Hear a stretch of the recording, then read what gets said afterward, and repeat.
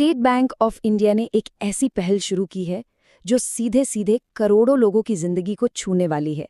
खास तौर पर उन जनधन खाता धारकों को जो बैंकिंग की दुनिया में नए हैं और अक्सर आप जानते हैं छोटी छोटी चीज़ों के लिए बहुत परेशान होते हैं।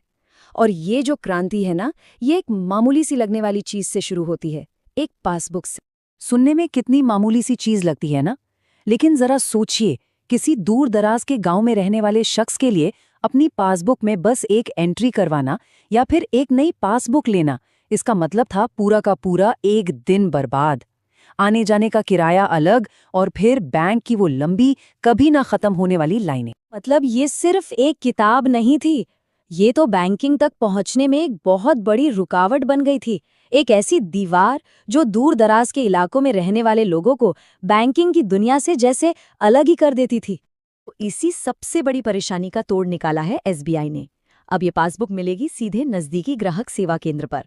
सच पूछिए तो यही है असली फाइनेंशियल इंक्लूजन, जहां टेक्नोलॉजी का इस्तेमाल करके एक मुश्किल बैंकिंग प्रोसेस को सेफ और सिंपल बनाकर हर इंसान तक पहुंचाया जा रहा है। तो चलिए इसको थोड़ा और समझते हैं, ये नया सिस्टम आखिर काम कैसे करता है और इसके पहले ही कदम से इसमें सुरक्षा के क्या-क्या उपाय किए गए हैं। अच्छा, सबसे पहला सवाल तो यही उठता है कि ये पासबुक्स सीएसपी ऑपरेटर तक पहुंचती कैसे हैं? क्या वो ऐसे ही बैंक जाकर जितनी मर्जी पासबुक ले आते हैं? जी नहीं, बिल्कुल नहीं। और यहीं पर इस सिस्टम का पहला सिक्योरिटी चेक आता है। देखिए, पासबुक तो फिजिकल है, लेकिन इस पर नजर पूरी तरह से डिजिटल रखी गई है। एक बार में, एक स्लॉट में एक सीएसपी ऑपरेटर को सिर्फ और सिर्फ 25 पासबुक ही जारी की जाती हैं।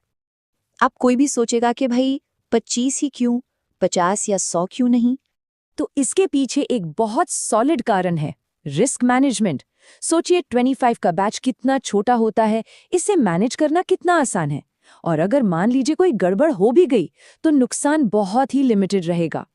इसे आप एक तरह का डिजिटल हैंडशेक समझ सकते हैं। होता क्या है कि सीएसपी ऑपरेटर अपनी लिंक ब्रांच को पासबुक के लिए एक डिजिटल रिक्वेस्ट भेजता है। ब्रांच के अधिकारी उन 25 पासबुक के बारकोड स्कैन करके उसे ऑथराइज करते हैं और जैसे ही ऑपरेटर को वो पासबुक हाथ में मिलती हैं, उसे अपने सिस्टम से कंफर्म करना पड़ता है कि हाँ, मुझे मिल गई हैं। जब तक ये कंफर्मेशन नहीं होगा, वो पासबुक एक्टिवेट ही नहीं होंगी। चलिए, पासबुक तो अब ऑपरेटर के पास सेफली पहुंच गई, लेकिन अब आता है इसका सबसे जरूरी हिस्सा, उसे कस्टमर यानी खाता धारक को देना। और यहीं पर इस पूरे सिस्टम का असली सुरक्षा कवच काम करता है। इस प्रोसेस को कहते हैं बारकोड मैपिंग। अगर आसान शब्दों में समझें तो ये सही ताले के लिए सही चाबी जैसा है। यहाँ पासबुक एक ताला है और कस्टमर का अकाउंट नंबर उसकी चाबी। इस प्रोसेस में पासबुक का जो यूनिक बारकोड होता है, उसे कस्टमर के अकाउंट नंबर से हमेशा के लिए डिजिटली जोड़ दिया जाता है। लेकिन इस प्रोसेस को अनब्रेकेबल क्या चीज बनाती है, वो है इसका तरीका। ये मैपिंग होती है बायोमेट्रिक्स से, और यहाँ एक नहीं, दो लोगों का बायोमेट्रिक लगता है। इसे कहते हैं ड्यूअल ऑथेंटिकेशन। मतलब पहले कस्टमर अपना अंगूठा लगाकर कहता है, हाँ, ये मेरा ही अकाउंट है।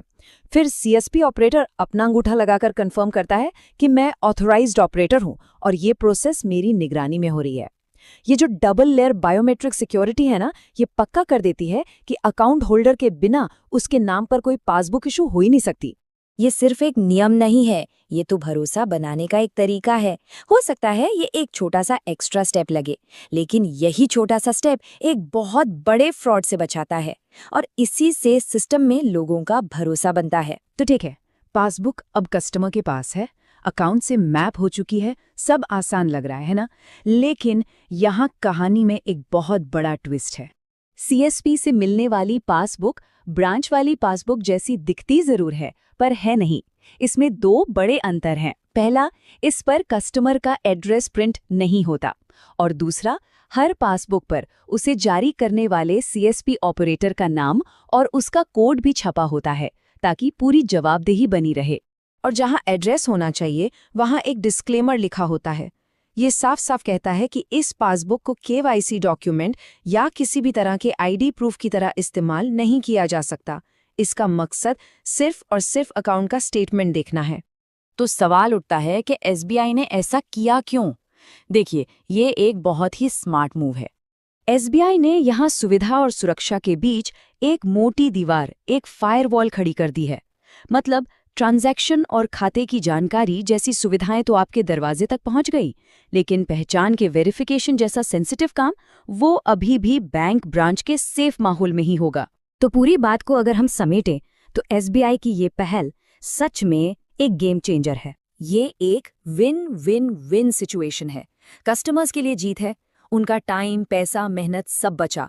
सीएसपी ऑपरेटर्स के लिए भी जीत है, उनकी सर्विसेज बढ़ी, इनकम बढ़ी, और सबसे बढ़कर ये बैंकिंग सिस्टम के लिए जीत है, क्योंकि इससे फाइनेंशियल इंक्लूजन की बात अब जमीन पर उतरती दिख रही है। पासबुक की डिजिटल रिक्वेस्ट से लेकर बायोमेट्रिक वेरिफिकेशन तक हर कदम ये पक्का करता है कि सुविधा तो मिले, लेकिन सिक्योरिटी से कोई समझौता न हो। ये सिर्फ एक नया प्रोसेस नहीं है, ये एक सेफ और अकाउंटेबल बैंकिंग सिस्टम बनाने की तरफ एक बहुत बड़ा कदम है।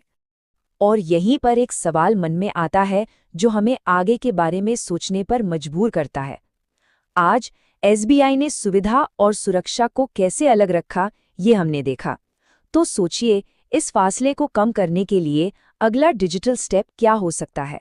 क्या फ्यूचर में ऐसी कोई टेक्नोलॉजी आएगी जिससे सीएसपी लेवल पर ही पूरी सेफ्टी के साथ डिजिटल केवाईसी जैसा काम भी हो पाए?